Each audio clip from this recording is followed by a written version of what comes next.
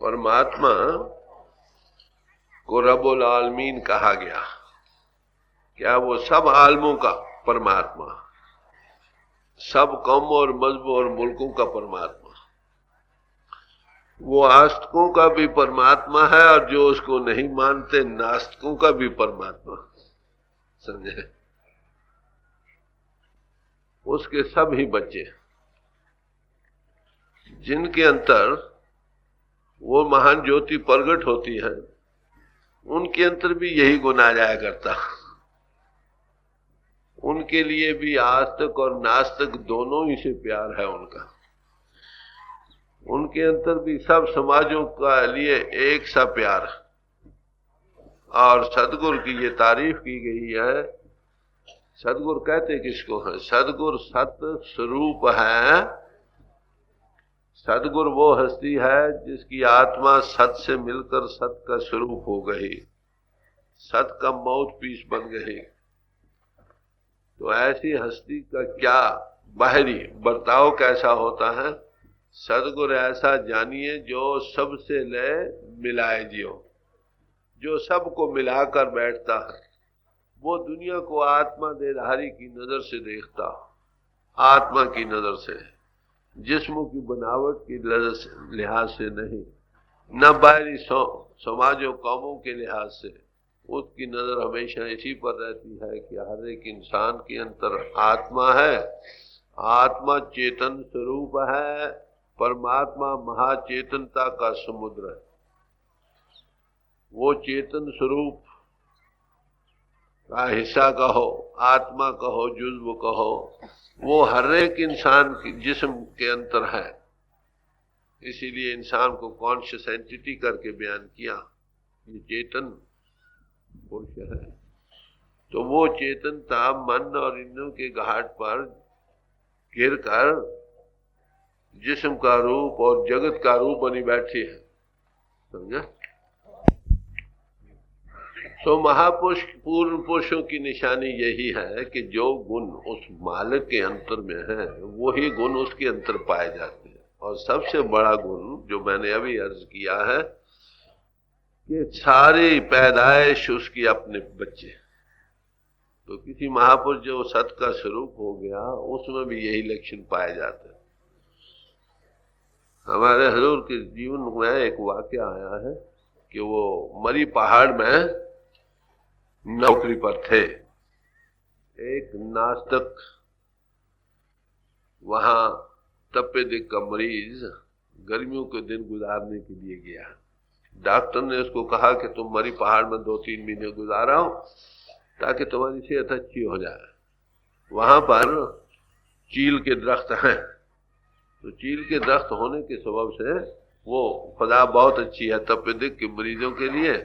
वो बेचारा सारी मरी में फिरा, कोठी में कोठी, मगर किसी ने उसको जगह रहने को ना दी। सिर्फ सबब यही था कि वो नास्तिक था। वो हुजूर की कोठी में भी आया और यही सवाल किया। ये आप वहां नहीं थे, बाबू गजा सिंह जी वहां थे। तो उनसे कहा कि भाई मुझे रहने को जगह दो। उसने भी ना कर दी। खैर वो जा रहे थे बाहर, वो आदमी और ये नौकरी से वापस आ रहे, देखा एक आदमी कोठी से बाहर जा रहा है। आकर पूछा कि ये कौन आया था? तो कहने लगा जी ये एक बीमार है तपेदिक का, इसको जगह मांगता था। कहले फिर? कहले सारी मरी शहर में फिरा, मरी में किसी ने उसको रहने को जगह नहीं दी। उसका कारण यह कि ये मुनकर है, नास्तिक है। कहते और तुमने? कहते मैंने भी जवाब दे दिया। तो कहने देख भाई, इसके अंदर आत्मा है कि हाँ महाराज है। आत्मा उस प्रभु की अंश है। कहो कबीर राम की अंश। कहते हाँ ठीक है। तो अगर इस बेचारे को नहीं पता कि आत्मा प्रभु की अंश है तो सही ना, जगह दे। तो मेरे अर्ज करने का मतलब है कि उस महापुरुष में वही गुण पाए जाते हैं जो उस मालिक की गुण है। पहला गुण यही है, सबके अंतर परमात्मा, सबके अंतर उसी परमात्मा की ज्योति काम कर रही है। एक नूर ते सब जग उपजिया, कौन भले कौन मंद। सबसे प्यार, बल्कि अपने दुश्मनों से भी प्यार, ये खासा होता है कि लोग जो उनको बुरा भला कहते हैं उनसे भी प्यार करते हैं। जब आ जाते हैं शरण में कहते चल मेरे तक नहीं पहुंची। कई बार मैंने देखा हजूर के चरणों में लोग आया करते थे, और जब कायदे की बात है दूर दूर की कुछ और बात होती है, जब आप महापुरुष के नजदीक आ जाओ तो वहां कुछ और रंग नजर आता। आंख खुली, पछताए, हजूर से अर्ज की कि महाराज हम भूल में रहे, हमने आपकी बड़ी निंदा और बुराई की है। अच्छा भाई मेरे तक नहीं पहुंची समझे, और उनको नाम बख्श दिया। तो उनका प्यार सबसे होता। हजरत मूसा थे, उनके पास कहते हैं एक बार एक आदमी खाना खाने को आया। खाना खाते हुए आम ये कायदा है कि उस मालिक का शुक्राना किया जाता।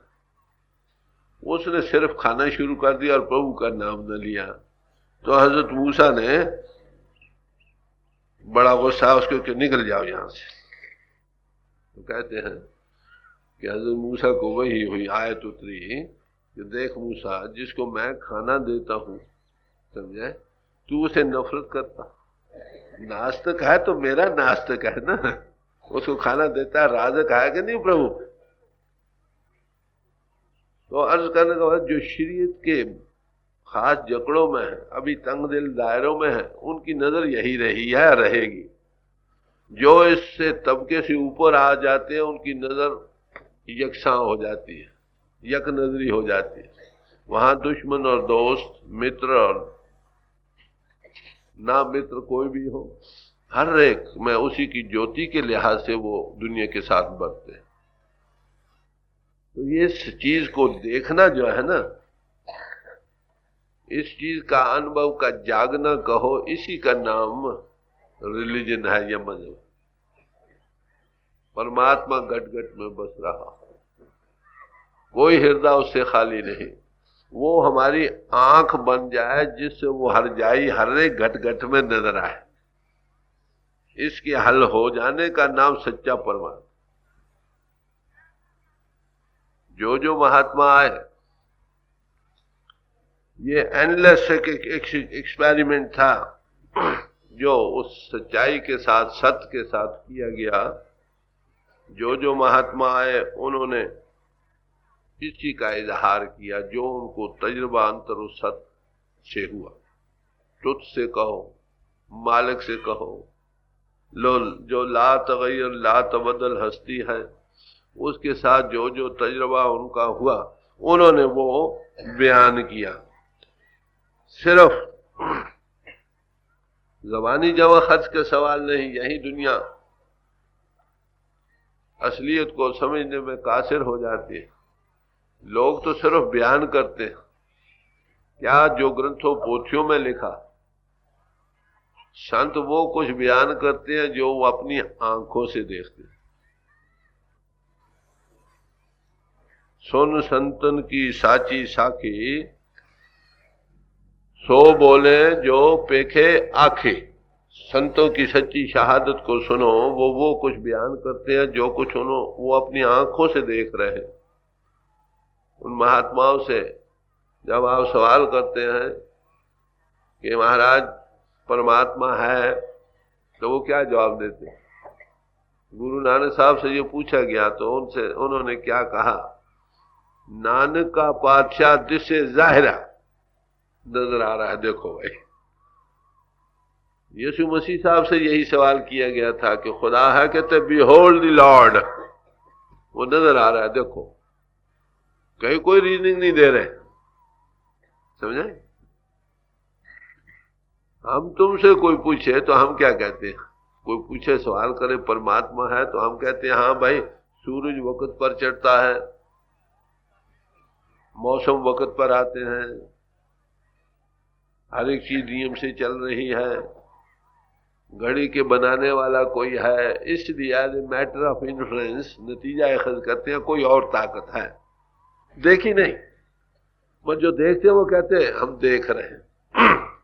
कौन देखता है? सो गुरुमुख देखा नैनी। जो ऐसे अनुभवी पुरुष के सन्मुख बैठ गया, गुरुमुख हो गया, वो इसको देख, अपनी आंखों से देखता। अरे ये बयानात है, फैक्ट्स, अफसाने नहीं। यही विवेकानंद जी के मुतल्लिक जिक्र आता है, स्वामी विवेकानंद जी के मुतल्लिक, कि वो पहले पुरुष थे जो बॉम्बे प्रेसिडेंसी में लोगों को चैलेंज करते फिरते थे, इज देयर एनी गॉड, कोई है आदमी जिसने परमात्मा देखा। तो उस वक्त उन दिनों स्वामी हमारे रामाकृष्ण परमहंस कलकत्ते में थे। किसी ने कहा भाई जाओ उनके पास। ये पढ़े अनपढ़ का सवाल नहीं भाई, पढ़े अनपढ़ परम गति पावे। वो इल्म के लिहाज से आरास्ता नहीं थे, मगर अनुभवी थे। अनुभव का सवाल है भाई, कहीं से अनुभव, जाग उठे सही, जितना जितना जागे उतना सही। तो अनुभवी गए उनके पास, वहां मामूली सी धोती बांधकर, याद रखो महात्मा को बनावट नहीं बनाते, वो एवरेज मैन की तरह रहते हैं, साधारण। आजकल तो महात्मा की यह है, कोई लंबा चोला पहन ले, कोट पहन ले, सीधी पगड़ी बांध ले, या बाल रख ले, ये कर ले, कोई शक्ल शुबात महात्मा की बनाई जाती है। महात्मा जो सचमुच जिनके अंतर से तलक है, वो बनावट से रहते हो जाती है, नेचुरल सादा जीवन, सादा रहने।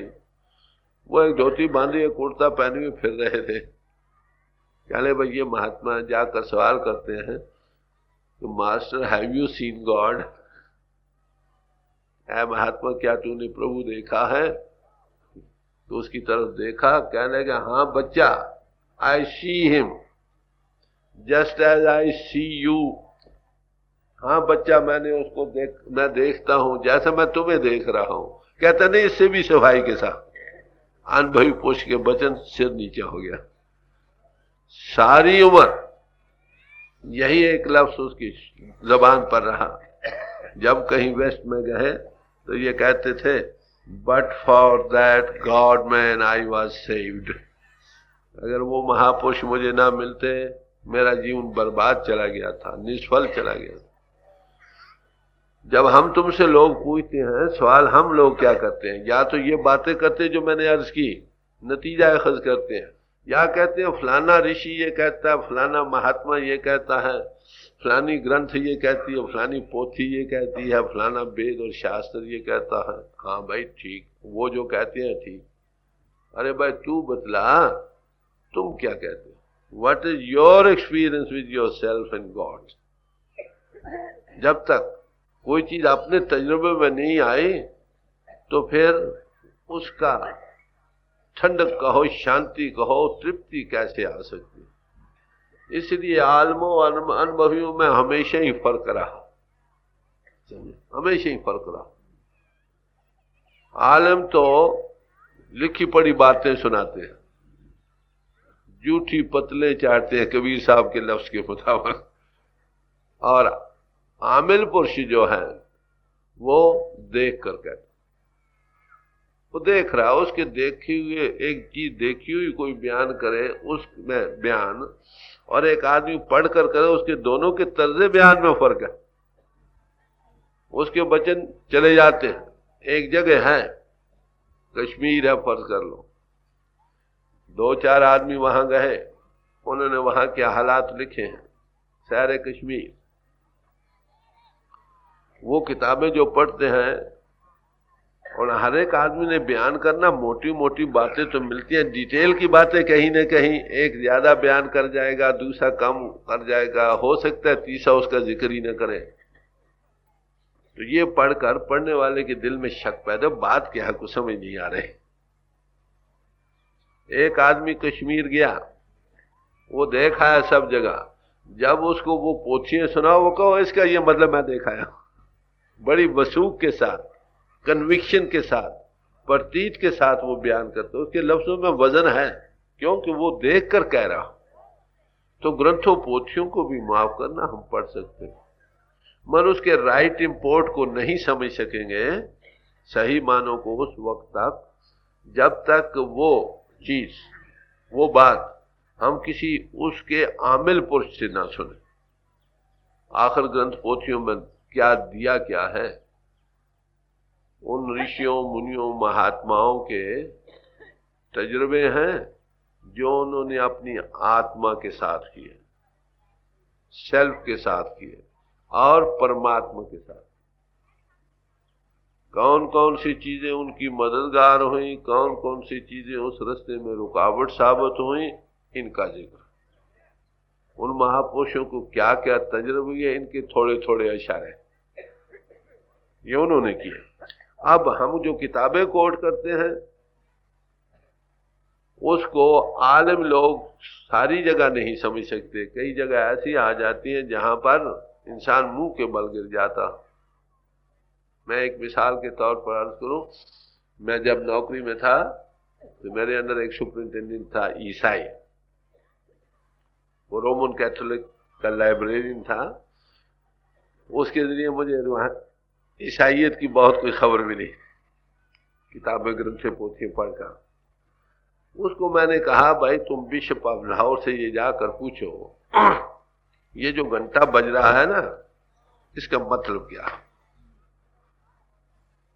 गए, वो हिंदुस्तान में जितने विषय में सबसे एडवांस गिना जाता था। कहने लगा it is only to call man together, सिर्फ आदमियों को इकट्ठा करने के लिए है। मैंने उसको कहा भाई ये मान लिया 2 मिनट के लिए, तो मंदिरों में जो घंटा जो जाकर बजाता है वो, ये घंटे की निशानी हर एक समाज के चेन चक्र में मौजूद है। पूजा पाठ में सिर्फ गुरुद्वारों में जाओ घंटा बजाते हैं, शंख बजाते हैं। जैन मत बुद्ध मंदिरों में जाओ वहां घंटा बजाते हैं, पूजा पाठ करते हैं, घंटी बजाते हैं। आखिर भाई इसका मतलब क्या। देखेंगे यहां आलम कहां गिरते हैं मुंह के बल। सो अनुभवी पुरुषों की बानी भी अगर आप किसी अनुभवी पुरुष से सुनेंगे तब तो सही माने उसके तुमको समझ आने लगेंगे, राइट इंपोर्ट को समझ सकोगे। नहीं तो कई जगह ऐसी जगह आएगी तो मुंह के बल गिर जाओगे।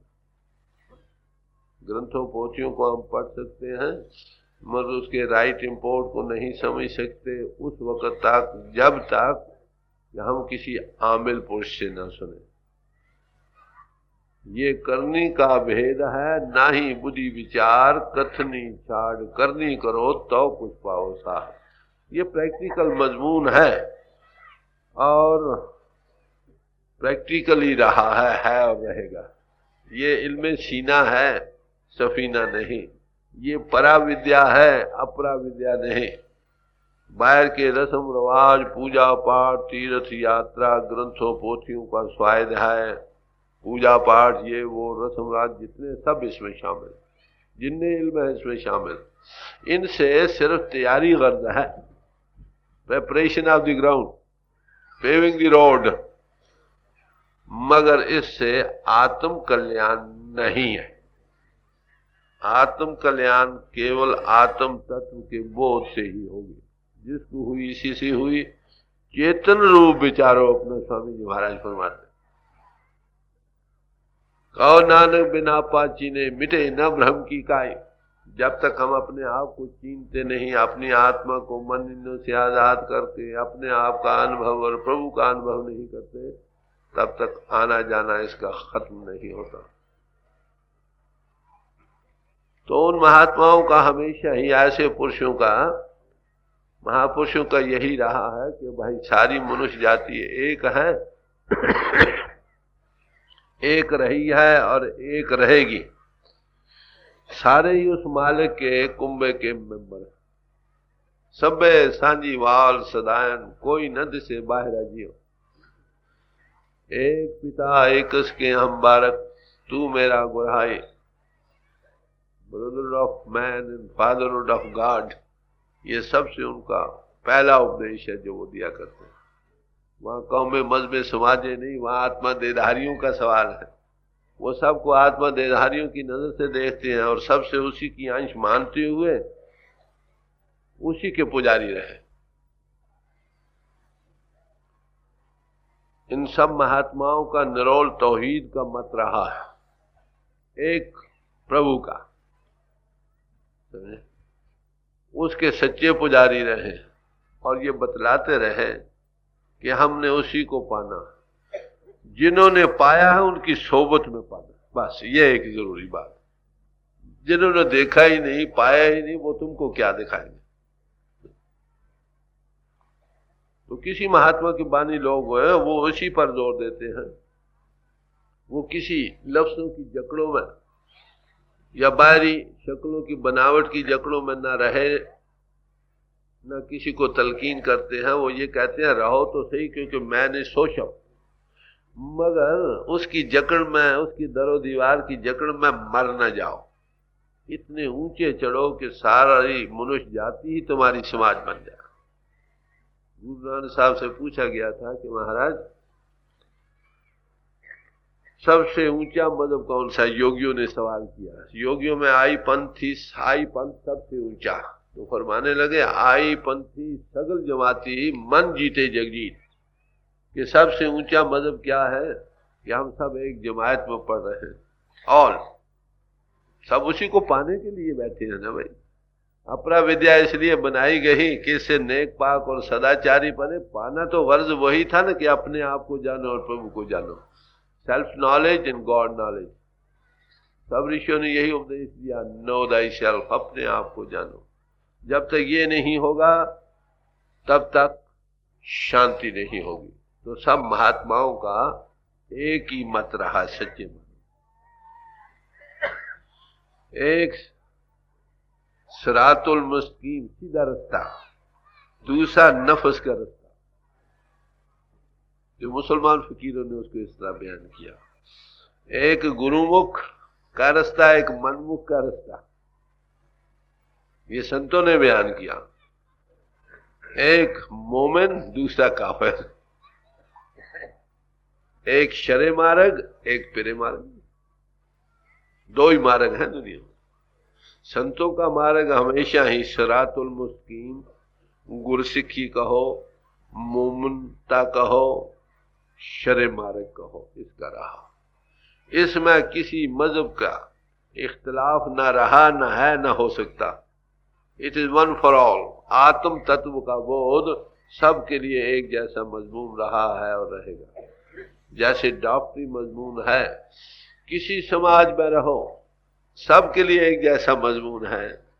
उसकी क्वालिफिकेशन ये है कि वो एफएससी या बीएससी पास कर ले तो कॉलेज में जा सकता। ऐसे ही इस तरफ पढ़कर भी वो वहां पढ़ते हुए किनसे पढ़ता? जो उसके माहिर हैं, खाए किसी समाज के हैं, समाजों का सवाल नहीं। पढ़ते हुए पढ़कर डॉक्टर बन जाने पर भी वो अपनी अपनी समाज में रहते हैं। इसी तरह संत महात्मा कहते तुम किसी समाज में रहो, मैन सोशल होने के सबब से ये मिलजुल कर रहने वाला है, इसलिए किसी न किसी समाज में रहे। अगर नहीं रहेगा तो कोई नई बनानी पड़ेगी उसको। इसलिए ये बेहतर है कि जिसमें वो रहे, रह कर उसके मुताबिक जीवन नेक पाक और सदाचारी बना ले, बनाकर फिर आत्म तत्व का बोध करे। किनकी सोबत में? जो आत्म तत्वदर्शी है। सब महात्माओं ने एक ही उपदेश दिया। तो फरमाते रहे कि तासब और तंगदिली को दूर करो। जब तक हम जकड़ों में हैं, तंगदिली और तासब में हैं, बिगेटरी और नैरो माइंडेड हम में घर करी पड़ी है, हम असलियत को नहीं देख सके। हाफिज साहब ने कहा, हाफिजा तासब दूर कुन अज दिल, अगर गर वसले खुदा खाए। अगर तुम परमात्मा का वसल चाहते हो, मिलना चाहते हो, दिल से तंगदिली और तासब को छोड़ दो। क्यों? कि सबके अंदर परमात्मा, द्वैत का आलम है ही नहीं। जब तक द्वैत का आलम है तब तक वो कहां? कोई नेक है, कोई बद है, किसी से नफरत है, किसी से धड़ेबंदी है। अरे भाई वो सब के अंतर है। परमात्मा कहता है जो वो मुझसे प्यार करता, मैं सबके घट में हूं, तो किसी से नफरत क्यों? बाद लोग अपने इल्म के घमंड में, हुकूमत के नशे में, रुपए के जोम में दूसरों से नफरत करते। ये क्या है? अरे भाई वो सब भी आत्मा देदारी है। कोई आदमी कुर्सी पर बैठा है, गद्दी पर बैठा काम कर रहा है, कोई ऊपर चपरासी का नौकरों का काम कर रहा है। फर्क तो सिर्फ अपने प्रारब्ध कर्मों का है ना। उनकी जात में क्या फर्क है? जातीयत में कोई फर्क नहीं। महात्मा जब कभी भी आए इसी चीज को दुनिया के अंदर पेश करते रहे कि हम सबका मालिक एक। उसको खुदा कहो, राम कहो, रहीम कहो, गुसाई कहो, कुछ कहो, वो एक है। सैकड़ों आशिक हैं, दिलाराम सबका एक है, मगर मजहब मिल्लत तो जुदा है, मगर काम सबका। रजब निशाना एक है, तीरंदाज अनेक। समझे? तीरंदाज तो बहुत है, निशाना तो है कि जिसको पाना, और जिसको पाना है उसी, वो हमारा आदर्श है, उसी के हम सब पुजारी हैं। जब उस नशे को, उस रस को हम पाले तो फिर द्वैत का आलम कहाँ रहता। चार शराबियों में आपस में कितना प्यार होता। अगर चार शराबियों में आपस में प्यार हो सकता है भाई, चार उस मालिक के भक्तों में क्यों नहीं हो सकता? चार एक ही महापुरुष के नाम लेवाओं में आपस में प्यार क्यों नहीं हो सकता? अगर नहीं है तो इसका मतलब यह है कि हमारा अभी प्यार मुकम्मल नहीं है, उसमें कुछ खामी बाकी है। मजनू था, उसको एक दिन लोगों ने देखा, पाए सग बोसीद मजनू खल्क गुफ्ता ईंचे बूद। एक दिन लोगों ने देखा कि मजनू एक कुत्ते के पांव चूम रहा है। खलकत ने पूछा, लोगों ने पूछा, अरे भाई ये क्या कर रहा? क्या नहीं, ई सग गाहे गाहे तरकुए लैला रफ्ता बूद। कहते इस कुत्ते को मैंने अपनी प्यारी लैला की गली में कई बार जाते देखा, कितना प्यार। अरे भाई, अगर मजनू लैला की प्यार के लिए कुत्ते के पांव चूम सकता है, अरे भाई हम एक ही आदर्श रखते हुए, एक ही प्रभु के पुजारी, एक ही महापुरुष के नाम लेवा चरणों में बैठने वालों का आपस में क्यों प्यार नहीं हो? उसका कारण हम उस महापुरुष के पूर्ण, उसका कारण यही हो सकता है कि हम उस महापुरुष के पूर्ण पर नहीं चले। जो तालीम उन्होंने दी उनको हमने सही मानों में नहीं समझा। तो सब महात्माओं का यही आदर्श है हमेशा से। अगर आप किसी ऐसे महापुरुष के चरणों में जाओगे, जो सबसे पहली बात आपके दिल दिमाग में बैठेगी वो यही होगी, जब ते साध संगत मोय पाई, ना कोई बैरी ना ही बिगाना, सगल संग हमरी बनाए। ये पहला सबक है जो किसी महापुरुष के चरणों में बैठकर हमको आता, सिखाया जाता। अगर हम उसी महापुरुष के नाम ले हुआ होकर पशु वृत्ति को धारण कर लें, तो फिर एक महापुरुष के नाम लेवा दूसरे महापुरुष पर मिट्टी उड़ाता। कुत्ते की तरह अपने मालिक से तो प्यार है, दूसरों को भौंकता। विवेक से काम लो। महात्मा सब एक हैं जो पूर्ण पुरुष हुए हैं। संत और संत में कोई फर्क नहीं है। They are the children of light. वो नूर के बच्चे होते हैं। जब कभी दुनिया में आए हैं सब जगत को रोशनी दे जाते हैं। सूरज जब चढ़ता है, क्या वो हिंदुओं पर चढ़ता है और मुसलमानों के लिए नहीं चढ़ता? सबके लिए चढ़ता। ऐसे ही जब ऐसे महापुरुष आते हैं, उनका किन से तले सारी समाज है उनकी अपनी है। गुरु नानक साहब ने जब कहते हैं चोला छोड़ा है, तो हिंदुओं मुसलमानों में आपस में झगड़ा हो गया था। वो कह रहे थे ये हिंदू थे, वो कहते ये मुसलमान थे। यही कबीर साहब के भी वक्त हुआ। हमारे हजूर एक बार मुल्तान गए। पहले हिंदू मुस्लिम फसाद वहां हुआ था। जब ये वहां गए, वहां उपदेश लोगों ने सुना, तो कहने लगे महाराज अगर आप पहले आ जाते तो हिंदू मुस्लिम फसाद ना होता। सो ये महापुरुषों का यही तालीम हमेशा से रही है। जब हम उनके चरणों में जाते हैं तो इसी बात की है कि सबसे प्यार। क्राइस्ट से लोगों ने पूछा कि महाराज हमें लोगों से कैसा बर्ताव करना चाहिए? तो पूछा कि हजरत मूसा ने तुम्हें क्या हुक्म दिया? शरीयत के हेड थे ना। उन्होंने कहा tooth for tooth and nail for nail. जो तुमको दांतों से काटो उसको दांतों से काटिए, जो तुमको छुरा लगाए छुरा लगाओ। कहने लगे because of your hard heartedness he gave you this commandment, तुम्हारे हृदय पत्थर की तरह सख्त थे, इसलिए उन्होंने ये तुमको उपदेश दिया। कहले आप क्या उपदेश देते हैं? तो कहने लगे मैं तो आपको कहूंगा love thy neighbours as thyself, अपने नेबरों से पड़ोसियों से ऐसा प्यार करो जैसा तुम अपने साथ करते हो। तो कहते फिर महाराज दुश्मनों के साथ क्या सलूक चाहिए? लव द एनिमीज, दुश्मनों से भी प्यार करो।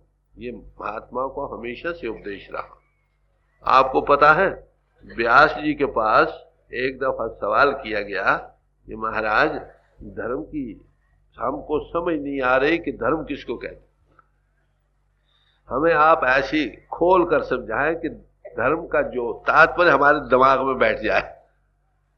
तो कहने लगे भाई दूसरों के साथ ऐसा सलूक करो जैसा तुम चाहते हो कि लोग तुम्हारे साथ करें, यही धर्म है। तो संत महात्मा आपको धर्म की शिक्षा देते हैं। Love thy neighbours at thyself, हम एक ही के बच्चे हैं, सब भाई भाई हैं। इख्तिलाफ हमारे लोगों के पैदा किए हुए हैं, उन लोगों के जिनकी तंग नजरिया है, तंग दिली, परमात्मा ने नहीं बनाए। तो अब इन महात्माओं का आदर्श क्या रहा? सबका आदर्श भी एक कि पूर्णता को पाओ, परफेक्शन को हासिल करो। Be ye perfect as your father is in heaven, तुम पूर्ण बनो जैसा परमात्मा पूर्ण। परमात्मा में आप देखिए सब उसके बच्चे हैं, तुम्हारे दिल में सबके लिए प्यार हो, वो सबका राधा है, हर एक का भला चितवन करता है। तुम भी भाई सबके लिए भला चितवन करो। तो ये गुण है जो परमात्मा के अंदर मौजूद है और हमको उसी को आदर्श सामने रखे। और पूर्ण पुरुष जो से एक हो गए कहो, जिनके अंदर उसकी झलक मौजूद है, उनमें भी यही गुण पाए जाते हैं। उनको आस्तिकों और नास्तिकों का सवाल नहीं, वो पूर्णता चाहते हैं। कबीर साहब ने मिसालें दे दे कर समझाया है कि साधु को कैसा होना चाहिए। पहले फरमाते हैं रोड़ा होरो बाट का तज मन का अभिमान, बरसते के रोड़े बन जाओ, सब अभिमान को छोड़ दो। फिर आप ही कहते हैं रोड़ा हुआ तो क्या हुआ, पंछी को दुख दे, कहते वो भाई दुखदाई बन जाता पंछियों को मारने के लिए, ये भी ठीक आदर्श नहीं। फिर कहते हैं क्या जो धरनी में खे, जैसे मिट्टी है ना बारीक, ऐसे बन जाओ। फिर कहने भाई ये भी आदर्श ठीक नहीं, उड़ उड़ लागे अंग, ये भी लोगों को कपड़े को लगती, ये भी ठीक नहीं। फिर क्या कहा कि पानी जैसा होना चाहिए, क्या लगे ये भी आदर्श ठीक नहीं, वो ताता सीता हो, वो कभी गर्म होता कभी ठंडा होता। तो महाराज फिर कैसा होना चाहिए? फरमाने लगे हर जन हरी जैसा चाहिए, बस। तो परफेक्शन हर एक महात्मा का गोल है। वो देख रहे हैं कि हर एक के अंदर आत्मा है, आत्मा प्रभु की अंश है, ये जुज्व है, वो कुल है, जुज्व कुल के साथ मिलकर उसका रूप बन जाए, बस ये आदर्श हर एक महात्मा का रहा है। किसी समाज में वो आया, मैंने अभी अर्ज की थी, महात्मा उन सब का जो पराविद्या या आत्मवेता पुरुष रहे हैं, उन सब का एक ही मत रहा, दो ना हुए ना हो सकते। हाँ, अपराविद्या में थोड़ा बहुत इख्तिलाफ रस्म रिवाज में आपको नजर आएगा, मगर वो भी इख्तिलाफ खास सबब से होगा, मगर उनकी गर्ज वही है जो सबकी। एक मोटी सी मिसाल में आपको अर्ज करूं, सिख गुरुद्वारों में सिर ढांपकर बैठना अदब की निशानी, ईसाई गिरजों में सिर नंगे बैठना अदब की निशानी। अरे भाई ज़ाहिर है इख्तिलाफ तो जरूर है, मगर गर्ज दोनों की बात होकर बैठ लो। ऐसे ही अरब में पानी की कमी है, वहां उन्होंने कहा वजू करके नमाज पढ़ सकते हो। वजू क्या, हाथ पैर मुंह धो लो और नमाज पढ़ लो। कई जगह यहां भी किया, जहां बिल्कुल पानी ना मिले वहां तो यमुम कर लो, तयम्मुम क्या, मिट्टी पर ये हाथ मल कर, मुंह सिर पर मल कर बैठ जाओ, मतलब क्या, चेतन होकर, बाहोश होकर, तैयार होकर बैठो। हिंदुस्तान में पानी आम है, यहां कहते हैं भाई जब तक नहा ना लो परमार्थ कबूल नहीं। भाई इख्तिलाफ मुल्क के आबो हवा से है ना। आप देखिए नजर मारकर, परमात्मा की तरफ से तो एक जैसे हकूक सबको मिले, समझे। देखिए पहले बनावट शक्ल लो इंसान है, सबकी 2 आंखें, 2 कान, 2 नाक, मुंह, गुदा, 2 बाजू, 2 पांव, टांगे, पेट, छाती, सिर, दिल, दिमाग, ये वो बाहर की बनावट एक जैसी और अंतर की भी कंस्ट्रक्शन एक जैसी। अंदर में मैदा सबके है, फिपड़े हैं, दिमाग है, बाकायदगी, अंतर का भी एक जैसा। अच्छा, बाहर जो उतने हकूक हैं, हवा सबको एक जैसी मिल रही, धूप एक जैसी मिल रही, ऐसे ही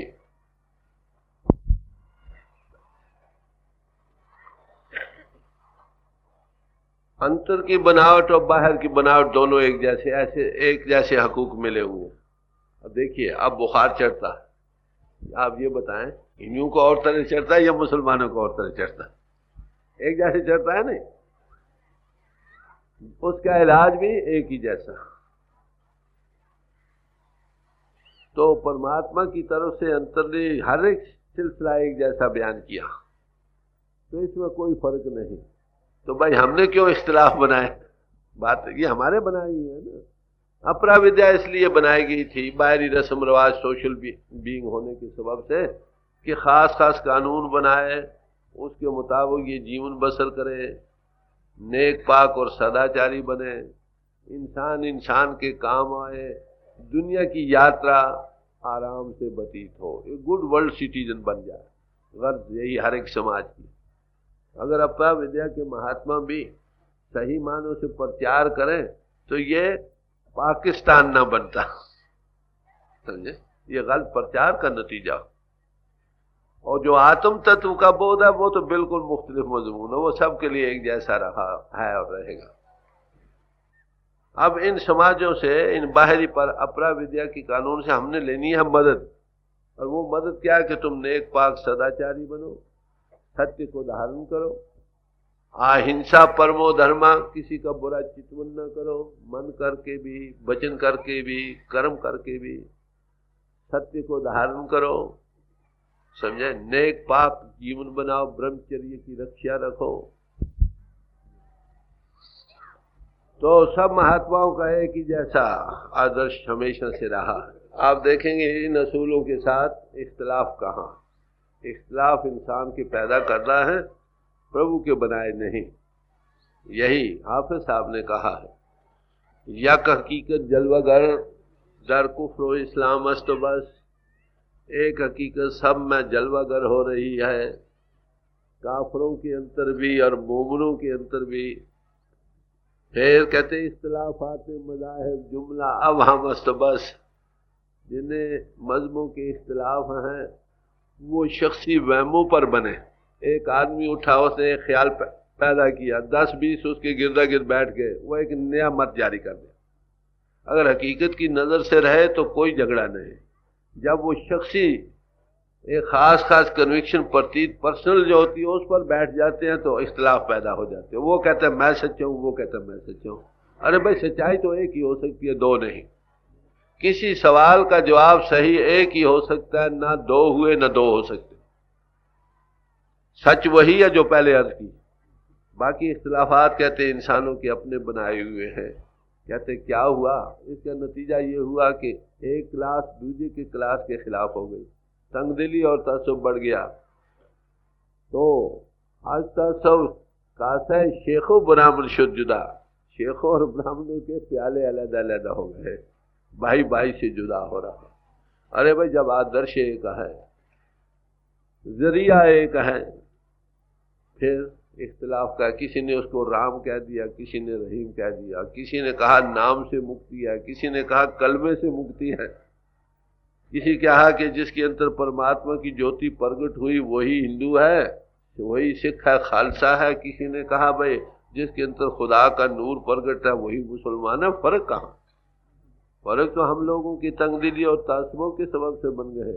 क्या कहते हैं, वरना दर मैं खाना यक साकी यक जामस्त बस, नहीं तो इस परमात्मा के ज़ियाफत खाने में, मैं खाने में कहो, एक ही शराब नाम कलमे की शब्द की चल रही है और एक ही अनुभवी पुरुष पिलाने वाला।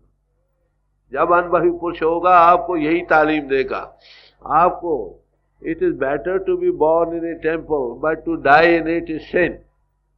किसी समाज में पैदा हो ये पहला कदम है, मगर इतने चढ़ जाओ कि सारी समाजें तुम्हारी अपनी बन जाए।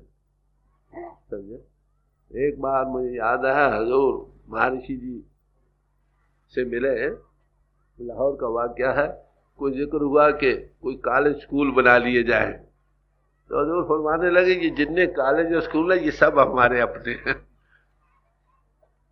जो उनमें से इस चीज का मुतलाशी है वो हमारे पास आ जाता। सवाल तो ये, मेडिकल कॉलेज बना, जो डॉक्टरी पढ़ने की ख्वाहिशमंद है किसी समाज के वहां आ जाते। अरे भाई संतों का भी यही हाल, वो रूहानियत का उनका स्कूल है, कॉलेज है, जो रूहानी पुरुष रूहानियत के दिलदादा हैं उसकी खोज और तलाश में वो उनके पास आ जाते हैं। हम कौमों मजहबों हिंदुओं मुसलमानों का सवाल ही नहीं है रह जो। हमारे हजूर के यहाँ आप देखते हैं हर एक समाज के भाई जाते थे, वैश्य से भी लोग जाते थे, मुसलमान भाई भी जाते थे, हिंदू सिख सब भाई। कौन लोग? जिनको परमार्थ की क्या, बाकी नहीं। वो जिसने पढ़ना ही नहीं, माफ करना, उसको क्या जरूरत पड़ी है? एक ने गाना सीखना है वो तानसेन की जूतियां झाड़ेगा, जिसने गाना सीखना नहीं वो तानसेन उसकी जूतियां झाड़ता फिरे तो क्या है। तो सब महात्माओं को तकरीबन आदर्श वही रहा। इसके बाद कल वो जो शब्द हम पढ़ रहे थे ना, उसी को थोड़ा आगे दो चार कड़ियां और कर दी जाए, फिर उसके बाद हम देखेंगे कि ऐसे महापुरुष हमें देते क्या।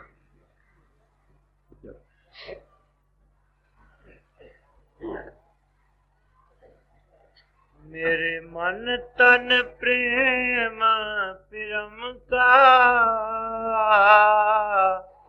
बिन दर्शन क्यों मन धीरे।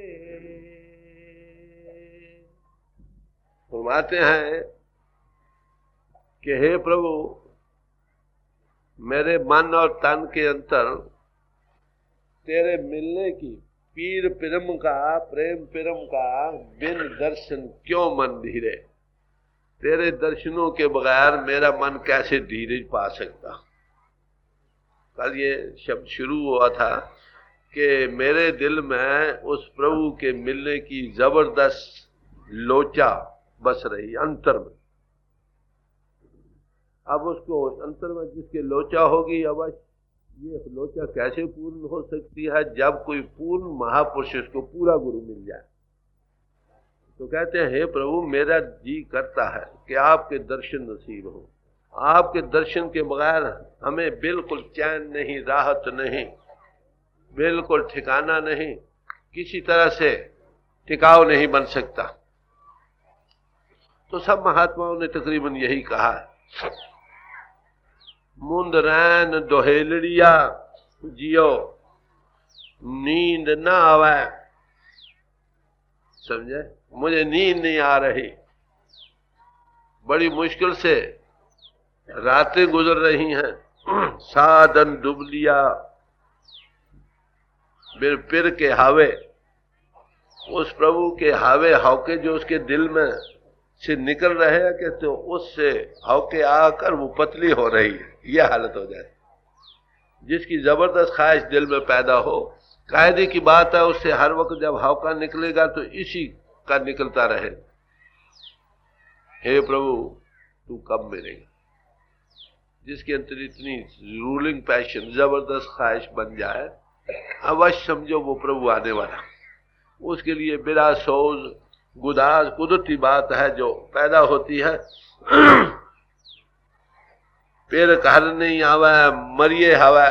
फिर कहते हैं कि वो पति, वो परमात्मा घर में प्रकट नहीं हुआ, हम हवों में मर रहे हैं, दामन चमक डरावा।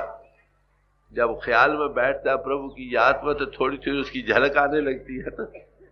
कहते तेरी झलक तो आती है, ये जो बिजली चमकती है ये उल्टी और डर दिल में पैदा करती है, तू तो आ नहीं रहा, ये क्या आ रहा।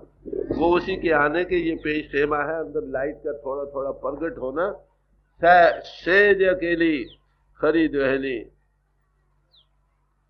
बगैर मिलने के दुख पा, उस मालिक के मिलने के बगैर दुख पा रहे।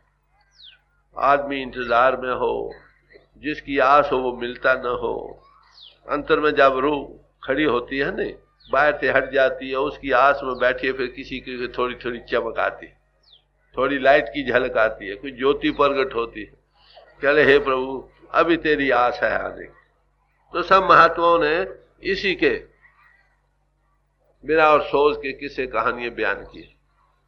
तो कहते हैं जब तक हे प्रभु तेरा मिलना न हो तब तक हमें धीरज कैसे आ सकती। गुरु नानक साहब थे, शायद कल भी जिक्र किया था या नहीं, यही हाल खुसरो साहब की भी था। किसी महात्मा को रो रो कर रातें गुजारते रहे। खुसरो साहब थे, कभी उनको देखने के लिए आया, सराहने बैठ गया। जब बैठा तो खुसरो साहब कहते हैं क्या, असरे बालीन मन बरखेज है नादा तबीब, कि दर्दमंद इश्करा दारू बुजुज दीदार ने, ऐ नादान तबीब तो मेरे सिरहाने से उठ जा। क्यों कि जो इश्क का बीमार है ना, उसको तो सिवाय दर्शनों के कभी चैन और राहत नहीं हो। भगवान कृष्ण जी के मुतल्लिक़ जिक्र आया है, वो एक बार गोपियों से दूर चले गए। गोपियां उनके मिलने के बिरा और सोच में बड़ी बेहाल हो रही थी, और कहते हैं कई महीने दूर रहे। तो जब ये हालत देखी तो ऊदों को भेजा, जाओ इनको थोड़ा ज्ञान ध्यान दे आओ, थोड़ा ज्ञान ध्यान दे आओ। गए, बहुत सारी बातें समझाई, ज्ञान ध्यान की बातें की। आखिर गोपियां ये कहती हैं कि हे नारायण, ये सब बातें साची हैं नारायण, तू ये बता कि जो उस मुरली मुनावर के देखने का चाहवा ना, उसके लिए तुम्हारे पास दर्द क्या, दवा क्या है। तो जो प्रेमी उस मालिक को मिलना चाहता है, अरे भाई उसके दीदार के बगैर उसको शांति नहीं। उसके दीदार कहाँ हो सकते हैं, अवश्य फिर कहना पड़ता है जिसको हुए हैं वो करा सकता है, उसकी ख्वाहिश बेख्तियार बनती है। प्रभु भी सामान करता है, जिस हृदय में जबरदस्त ख्वाहिश हो उसके फिर पूर्ण करने के लिए वो खुद सामान करता है। और वो क्या है, किसी मिले को मिला देता। मैंने कल कोई इंस्टेंसेस दी थी हजूर के जीवन से, कैसे लोग उनको मिलने आए। ये हर एक तरफ इनकी नजर होती है, जहां जहां कोई प्रभु का ख्वाहिशमंद होता है वहां वहां उनके मिलाने का सामान हो जाता। तो गुरु रामदास जी जो फरमा रहे हैं कि मेरे अंतर में तन और प्रेम से भरा पड़ा है, बगैर दर्शन के धीरज नहीं आ सकता। दे सुन सज्जन मेरे प्रीतम भाई, मैं मेलो मित्र सुख दाता। अब कहते हैं हे सज्जन, आप गुरु से पुकारा है कि तू हमारा सज्जन। अब सज्जन किसको कहते हैं, आद मद जो अंत निवाह है, सो साजन मेरा मन क्या है। जो आद के अंतर दरमियानी हालत में और अंत समय हमारी संभाल करे, हमारे साथ रहे, कहते हैं ऐसा सज्जन हमें चाहिए। तो कहते हैं ऐ सज्जन, ऐ पूरे गुरु तू हमारा सज्जन है। यही तारीफ मौलाना रूम साहब ने किया है, बातो बाशद दर मकानो ला मकान, चूं बिमानी अज सराओ अज दुकान। जब वो तुम्हारे साथ रहे, कहाँ इस दुनिया में भी, जंगलों पहाड़ों बियाबानों में भी तुम्हारी रक्षा का सामान करे, डायरेक्शन दे सके। मरकर जब जीते जी मरकर या मरकर अंत समय तुम जिस्म को छोड़ो, उस वक्त भी सामने आ खड़ा हो, ऐसे पुरुष का नाम है सज्जन या गुरु या महात्मा। तो कहते हैं ऐ सज्जन, सुन सज्जन मेरे प्रीतम भाई, मैं मेलो मित्र सुखदाता। हे प्रभु, मुझको ऐसे मित्र को मिलाओ जो सुख के देने वाला। मित्र की क्या तारीफ की है फिर। मित्र जिन्ना दिसंदड़ियां साड़ी दुर्मत वंजे, मित्र साड़े से ही, जिनके मिलने से हमारी दुर्मति का नाश हो, वो हमारे मित्र। कहते ऐसे मित्र दुनिया में क्या, क्या दुनिया में कहीं कहीं। कहते ऐसे मित्र सो हमको मिलाओ जिसके मिलने से है प्रभु हमारी आप तक प्राप्ति हो सके, रसाई हो सके। आप दिया करो। कायदे की बात है, जब आप नहीं पुकार पहुंचती तो वो कहते हैं मालिक किसी को मिला दे। अगर आप नहीं मिल सकता किसी को मिला दे, जो मिला दे। बात तो यही है। यही गुरु अर्जन साहब ने फरमाया, कोई आन मिलावे मेरा प्रीतम प्यारा हो, तिस पे आप बेचाई। कोई भी हो, कौन हो, कोई हो, ये सवाल नहीं कौन हो, जो भी मुझे मेरे प्रीतम से मिला दे, कहते मैं उस पर अपना आप बै खरीद कर दूंगा। किस लिए? हाँ, हर दर्शन देखन के ताए, मुझे हरि के दर्शनों की चाह है, इसलिए जो भी मुझे उसके दर्शन करा दे मैं उसी का बै खरीद गुलाम रहूंगा। हरि दर्शन को मेरा मन बहो तपते, ज्यों त्रिखावंत बिन नीर। हरि दर्शन को हे मालिक मेरा मन तड़प रहा है, जैसे प्यासा पानी को लिए बेवल होता है। मेरे मन प्रेम लगो हर तीर। हे मालिक मेरे मन में प्रेम के तीर लगे हुए हैं, अणयाले प्रेम लगे हैं, तीर हैं जो कभी निकल नहीं सकते हैं। फिर कहते मेरे भाई सज्जन कौन है? फिर मेरे हर प्रीतम की कोई बात सुनावे, सो भाई सो मोरा वीर। अगर मेरे मित्र की प्रीतम की जो भी बात सुना वही मेरा मित्र, वही मेरा रिश्तेदार है। जिस तरफ जाता है इंसान कुदरती बात है कि जो उस तरफ की बात भी सुनाए वो भी प्यारा लगता, समझे। कहते फर्ज करो उस प्रभु का हमको कोई संदेश आकर दे, तो गुरु साहब कहते हैं कि हम उसको क्या देंगे, कुछ खाली संदेश दे। कहते हैं शीश बड़े कर बैसन दीजिए, बिन सिर सेव करीजिए। क्या सिर काट कर तो उसको बैठने के लिए दे दूंगा और बगैर सिर के उसकी सेवा करूंगा। कितना भाव। किन लोगों का जिनको मिलने की ख्वाहिश है, वह जिनको जरूरत ही नहीं उन्हें क्या। जिनको भूख है, भूखे को लज नहीं होती, वो चाहता रोटी मिले कहीं से मिले, मिले से ही। जब रोटी ना मिले तो खाली भूख की तृप्ति कैसे हो। तो पुकार कर रहे हैं कि हे मालिक किसी ऐसे मित्र को मिलाइए जिसके मिलने से आपकी रसाई हो। और तो कोई बात, ये कुरान शरीफ कहता है कि खुदा कहता है मेरी तरफ आने के लिए वसीला ढूंढ। ये वसीला क्या है? यही कोई पूरा गुरु का हो। जो मिला है वही मिलाएगा ना, जो खुद नहीं मिला, मंदिरों के घाट पर बैठा है, जिस्म का रूप बना बैठा है, अपने आप की भूल में है, प्रभु को नहीं जान रहा। खाए वो आलिम है या फाजिल है, बड़ा लेक्चरार है या ग्रंथकार है, कोई फर्क नहीं। उससे आपका ये मतलब हल नहीं हो सकेगा जब तक जिसने देखा है वो ही न मिले। तो पूरे गुरु के लिए पुकार कर रहे हैं कि मालिक आखिर आपके मिलने की ख्वाहिश है, आप दया करके हमको मिलाओ। दे ओ जी मेरी सब बेदन जाने, नित सुनावे हर किया बातां। कहते वो पूर्ण पुरुष क्यों मैं मांगता हूं किसी मित्र को, क्यों वो मेरे जैसा दुनिया से गुजरा, मेरे दिल की हालत को जानता है। हम लोगों को कैसी मुश्किलात हैं जिसमें हमको गुजरना पड़ता। किसी आदमी का गुरु हो न त्यागी, एक गृहस्थी हो, कहते हैं महाराज आपको पता नहीं हमको क्या क्या दुख है, हमारी तरह दुनिया से गुजरा हो, सब नशेबो फराज को समझा हो, उससे पार हुआ हो, ऐसा गुरु मिलाओ जो हमारी की बेदन को जानता, हालत को जानता। जिसको हमारे तरह गुजरा है उसी का कहा भी मंजूर है। भाई मैं भी तुम्हारी तरह दुनिया में रहा हूं, तुम घबराओ नहीं। उसके वचन ज्यादा दिल पर काट करते हैं बड़े से उसके कि जिसको दुनिया का तजुर्बा नहीं। तो कहते हैं कि वो जो ऐसा पुरुष है वो जिया की मेरी सब बेदन जाने, मेरी अंतर की हालत को देख रहा है, मुझे क्या क्या मुश्किलें हैं, कैसे मैं ग्रस्त आश्रम में हूँ, कैसे मन इंद्रियों के बेकारों में हमें लंपट हो रहे हैं, बाल बच्चे हैं, छोड़ो तो मुश्किल, ना छोड़ो तो मुश्किल। इसमें कैसे इंसान साबित कदम रह सकता है, अपनी पूंजी को साबित ले जा सकता है।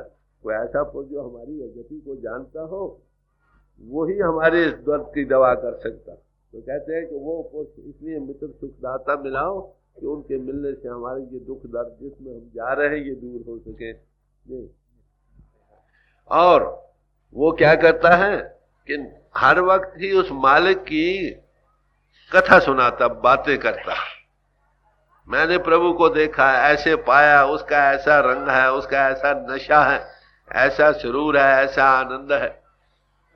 हर कियां कथा कहानियां गुरमीत सुनाइयां। हरि की कथा और कहानियां, सच्चे वाक्यात, हट बीते वाक्यात वो हमें सुनाता है कि हम ऐसा मिल सकता है, ऐसा हो सकता है। तो उसके मिलने से हमें शौक पैदा होता। अरे भाई, जो मालिक की बातें सुनाए, बताओ, जिसका प्यार मालिक के मिलने से, उसका कितना शुक्राना, हजार हजार बार उस पर जान कुर्बान करेगा। कहते हैं कि वो मेरी हृदय की वेदन को जानता है। वो हरि की बातें मुझे नित नई, रोज नई सी नई सुनाता है। वो जब भी बयान करता है एक ताजा भट्ठी से बयान करता। वो मजमून उसके लिए हमेशा ही ताजा रहा है और रहेगा। आज दिन तक कितने महात्मा दुनिया में आए, जितने भी आए ऋषि मुनि महात्मा, सब उस प्रभु के गुणवाद गाते रहे। गुरु नानक साहब फरमाते हैं, एते कीते होर करे तभी आंख न सके कहीं कहीं, कि इतने और भी आ जाए तो भी उसको बयान नहीं कर सकेंगे, क्योंकि वो है ही अनसेड। बयान करता चला जाता, जब महात्मा उसका ख्याल बयान कर, नई भट्टी से वो ख्याल आता, नए तरीका से, नए रंग से, नई उसकी चाशनी से आता। कहते वो हर वक्त उसकी बातें सुनाता है। वो सुन सुनकर हमारा दिल में होता है, शौक बढ़ता है। अरे भाई, वो वक्त आएगा जब हम भी उस प्रभु को देखेंगे। एक खिन तिस बिन रह न सका, ज्यों चात्रक जल को बिललाता। कहते हैं कि जिस तरह चात्रक शांति बूंद के लिए बिलखता रहता है और किसी पानी को कबूल नहीं करता, इसी तरह हे प्रभु मेरी रूह तेरे लिए तड़प रही। मुझे दुनिया के ऐश आराम सुख ये वो बिल्कुल भाते नहीं। कबीर साहब ने जिक्र किया है कि चात्रक बबीए को देखा, एक दरख्त पर बैठा था, पीयू पीयू कर रहा था। पीयू पीयू करता हुआ उसका हलक सूख गया, बेहोश हो गया। आसमानी बूंद को वो लोच रहा था, वो नहीं मिली, बेहोश होकर गिरा। कहाँ? कहते पानी में। फिर भी चोंच नहीं डूबी। इतना नियम का दृढ़ पक्का। कहते ये देखकर धीरज रहा नहीं, मुझे सब देखो, मुझे तो ये हजारों दर्जे बेहतर है। अरे भाई, हम उस प्रभु को चाहते हैं, फिर चाहते और चीजों की आलाइशों में फंसते हैं। ये मतलब ही क्या? हमें अभी उसकी ख्वाहिश नहीं बनी। तो गुरु रामदास जी फरमाया कि हे प्रभु, हम आपके चात्रक हैं, स्वांति बूंद को लोच रहे हैं। अब उसके बगैर हमें किसी तरह भी, जो चात्रक जल को बिललाता, हम तेरे बगैर अब रह नहीं सकते। यही बुल्ले शाह ने कहा, ना जी सकिए ना मरिए। अब ऐसी अवस्था बन गई, न मौत है न जिंदगी है। अब इस गति को कौन जानेगा? कायल की गत कायल जाने, और किसी को क्या पता ये दर्द कैसा है, ये सोज फराग कैसा है। अरे भाई, दुनिया की चीजों का तो हमें थोड़ा थोड़ा तजुर्बा है, इसलिए महात्मा हमको दुनिया की मिसालें दे देकर समझाते हैं। मर ये कहाँ और वो कहाँ, कहाँ शराबे दुनिया का हो पानी और कहाँ शराबे जाना, कहाँ वो उस माले का रस, वो निशा, वो निजानंद, कहाँ दुनिया के भोगों रसों के रस। अरे भाई, इनका उनसे मुकाबला ही क्या है। दुनिया की मिसालें देते हैं, जैसे कामी काम लोभावा, तैसे हर जन हर जस भावा। जैसे कामी पुरुष काम में लंपट होता है, मैब होके मस्त होता है, कहते हैं ऐसे ही जो हरि जस के पाने वाले हैं वो हरि जस को पाकर मस्त और मैब होते हैं। समझे? तो ये मिसाल दी, कितनी भद्दी मिसाल है, मगर आखिर और किसी का हमको तजुर्बा नहीं है, इसलिए हमें ये मिसालें देकर वो समझाने का यत्न करते हैं और बात कुछ नहीं। वो रस तो भाई हजारों लाखों काम के लज्जतों से बढ़ चढ़ कर, जिसने उस रस को पाया, जब वो रस आया आवा ये रस नहीं भावा, ये भूल जाते हैं, सब दिल से उतर जाते हैं। तो कह रहे हैं, ये बड़े प्यार से कह रहे हैं, क्या गुण ज्यों चात्रिक जल को बिल्लाता, जैसे चात्रिक शांति बूंद को बिल्लाता है, ऐसे ही हमारी रूह है मालिक तेरे को पाने के लिए तड़प रही।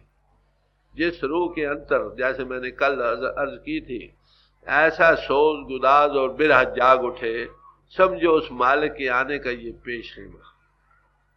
जैसे मैंने मिसाल दी थी, फलदार दरख्तों में जहां शगुफा पड़ जाए वहां फल आने की उम्मीद होती है। जिस हृदय में ऐसी हालत आ गई, समझो प्रभु आने की है उम्मीद। अब आप देखें कि हमारे दिल की क्या हालत है। दुनिया के लिए तो हम तड़प रहे हैं, रातें भी जागते हैं, रो रो कर भी गुजारते हैं, हाय हाय करते भी गुजारते हैं, हौके भी दिल से दुनिया के लिए निकल रहे हैं। मगर कितने लोग हैं जिनके अंतर प्रभु के लिए ये हालत बन रही। जब तक ऐसी हालत नहीं बनेगी, समझो अब प्रभु का आना दूर है। समझे? और कुछ नहीं। आगे